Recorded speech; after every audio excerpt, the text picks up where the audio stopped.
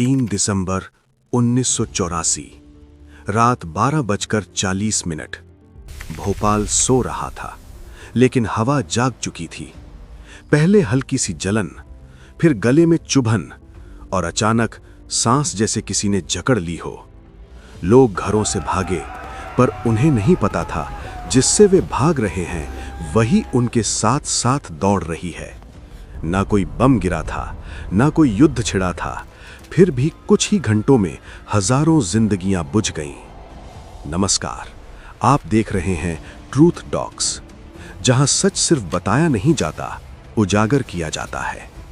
आज हम उस रात की परतें खोलेंगे।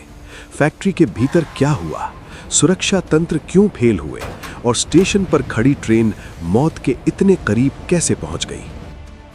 भोपाल में स्थित थी यूनियन कार्बाइड कॉरपोरेशन की कीटनाशक इकाई।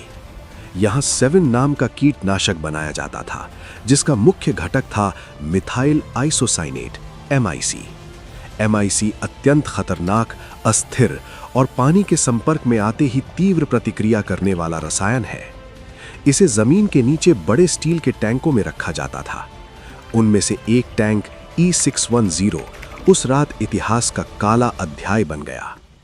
रात लगभग 12 बजे कर्मचारियों को गैस जैसी गंध आई। पहले इसे मामूली रिसाव समझा गया, क्योंकि छोटे लीकेज पहले भी होते रहे थे, लेकिन टैंक के भीतर कुछ और ही चल रहा था। बाद की जांच में सामने आया कि टैंक में पानी प्रवेश कर गया था। MIC और पानी का मिलना मतलब तेज रासायनिक प्रतिक्रिया, बढ़ता तापमान और खतरनाक दबाव। गेज की सुई सीमा पार कर गई। कुछ ही मिनटों में हालात काबू से बाहर थे। सुरक्षा तंत्र एक एक कर फेल। फैक्ट्री में 3 परतों वाला सुरक्षा तंत्र था।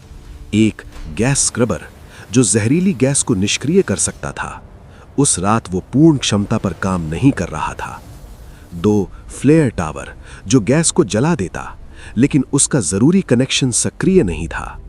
3 वाटर स्प्रे सिस्टम, जो गैस को ऊपर ही दबा सकता था, पर पानी की होज चिमनी की ऊंचाई तक पहुंच ही नहीं सकी।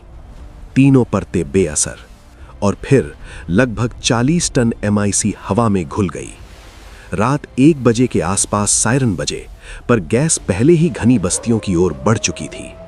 MIC हवा से भारी होती है, वो जमीन के करीब फैलती है, घरों में घुसती है, फेफड़ों को जला देती है।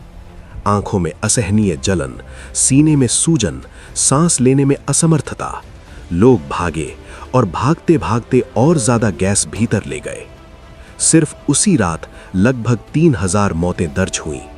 आने वाले वर्षों में ये संख्या 20,000 से अधिक आंकी गई। करीब 5 लाख लोग प्रभावित हुए। अस्पतालों में अफरा तफरी थी। डॉक्टरों को शुरू में स्पष्ट नहीं था कि गैस कौन सी है और इलाज क्या हो। उसी समय भोपाल रेलवे स्टेशन पर एक पैसेंजर ट्रेन खड़ी थी, दक्षिण एक्सप्रेस। रिपोर्ट्स में अलग अलग ट्रेनें जिक्र में आती हैं, लेकिन उस रात कई गाड़ियां स्टेशन पर थीं। करीब 1:15 बजे ट्रेन के ड्राइवर और गार्ड ने अचानक तेज जलन महसूस की। सांस फूल नहीं, आंखों में आग लगी। प्लेटफॉर्म पर सोए यात्री अचानक खांसते हुए जाग गए। कुछ लोग नीचे कूदकर भागने लगे, लेकिन स्टेशन के आसपास गैस घनी थी। इंजन क्रू भी प्रभावित हुआ। अगर ट्रेन वहीं रुकती तो सैकड़ों यात्री जहरीली हवा में और देर तक फंस जाते, लेकिन किसी तरह ड्राइवर और गार्ड ने हिम्मत दिखाई और ट्रेन को धीरे धीरे स्टेशन से बाहर निकाला। जैसे जैसे ट्रेन शहर की सीमा से दूर गई, वैसे वैसे यात्री थोड़ी राहत महसूस करने लगे। कुछ लोग बेहोशी की हालत में थे, कुछ सिर पकड़कर रो रहे थे। सोचो, एक ही स्टेशन पर कितनी जानें खतरे में थीं। एक तरफ ट्रेन, दूसरी तरफ फैक्ट्री से निकल रही जहरीली गैस। उस रात पटरी पर भी जिंदगी और मौत आमने सामने थी। सवारियों की चीखें, स्टेशन पर फैली अफरा तफरी और तेज हवाओं के साथ घुलती MIC गैस का दृश्य, ये सब जैसे स्लो मोशन में हो रहा था। हर कदम पर इंसानियत की हिम्मत पर सवाल खड़े हो रहे थे। कुछ यात्रियों ने अपने बच्चों को गोद में लिया। कई लोग प्लेटफॉर्म पर गिरे हुए थे। ट्रेन धीरे धीरे आगे बढ़ी, पर स्टेशन का दृश्य आज भी कई लोगों की आंखों में जिंदा है। असली वजह, लापरवाही की कड़ी। जांच में सामने आया कि टैंक E610 में निर्धारित सीमा से अधिक MIC भरी गई थी। लगभग 42 टन की जगह 50% ज्यादा रसायन टैंक में था। नाइट्रोजन का दबाव पर्याप्त नहीं था। वॉल्व और स्टॉपर भी खराब थे। कुछ गेज भरोसेमंद नहीं थे। 1981 से 1984 के बीच कंपनी को कई चेतावनियां मिल चुकी थीं, लेकिन लागत कटौती और नेग्लिजेंस की वजह से सुधार नहीं किए गए। MIC और पानी की प्रतिक्रिया इतनी तेजी से हुई कि टैंक का दबाव बेहद खतरनाक स्तर तक पहुंच गया। फैक्ट्री के कर्मचारियों ने जितना कर सकते थे किया, लेकिन सिस्टम पूरी तरह फेल था। गैस रिसाव के दौरान सुपरवाइजर और स्टाफ ने आखिरी कोशिश की, लेकिन फ्लेयर टावर और स्क्रबर सिस्टम काम नहीं कर रहे थे। वाटर स्प्रे सिस्टम चिमनी तक नहीं पहुंच पाया। कह सकते हैं ये कोई अचानक आपदा नहीं थी। ये चूक, लापरवाही और कॉस्ट कटिंग की श्रृंखला का परिणाम थी।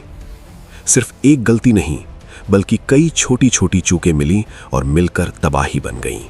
हादसे के बाद कंपनी के CEO वॉरेन एंडरसन भारत आए। उन्हें हिरासत में लिया गया, लेकिन कुछ ही घंटों में जमानत पर रिहा कर दिया गया। वे वापस अमेरिका लौट गए और कभी लौटकर नहीं आए। 1989 में कंपनी ने $470 मिलियन का समझौता भारत सरकार के साथ किया, लेकिन ये राशि केवल आर्थिक राहत थी। उनकी जिंदगियां और स्वास्थ्य पर पड़े प्रभाव की भरपाई नहीं थी। 2010 में 8 मैनेजर्स को मामूली जुर्माना लगा।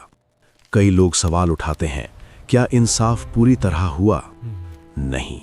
आज भी कई लोग उस रात की छाया में जी रहे हैं। आज भी जिंदा जख्म। 4 दशक बाद भी भोपाल में कई परिवार श्वसन रोग, आंखों की समस्याओं और दीर्घकालिक स्वास्थ्य प्रभावों से जूझ रहे हैं। कई लोगों की उम्र बढ़ चुकी है, लेकिन दर्द अभी भी वही है। कुछ लोग रोज घर से बाहर नहीं निकलते क्योंकि हर हल्की हवा उन्हें डराती है। ये त्रासदी सिर्फ इतिहास नहीं, ये चेतावनी है। जब सुरक्षा और इंसानियत से समझौता होता है, तो कीमत सिर्फ कुछ घंटों में इंसानियत चुकाती है। विकास और मुनाफे की दौड़ में हम इंसानियत को भूलते हैं और इसकी कीमत चुकाना अक्सर उन मासूमों को पड़ती है। अगर आप चाहते हैं कि ऐसी सच्ची कहानियां सामने आती रहें, तो वीडियो को लाइक करें, शेयर करें और सब्सक्राइब करें ट्रूथ डॉग्स को। यहाँ हम सच छुपते नहीं, उजागर करते हैं। भोपाल गैस त्रासदी सिर्फ एक घटना नहीं, बल्कि चेतावनी है कि लापरवाही की कीमत क्या होती है। मैं मिलूंगा आपसे अगली कहानी में। तब तक सतर्क रहिए, जागरूक रहिए और हमेशा सच की तरफ देखिए।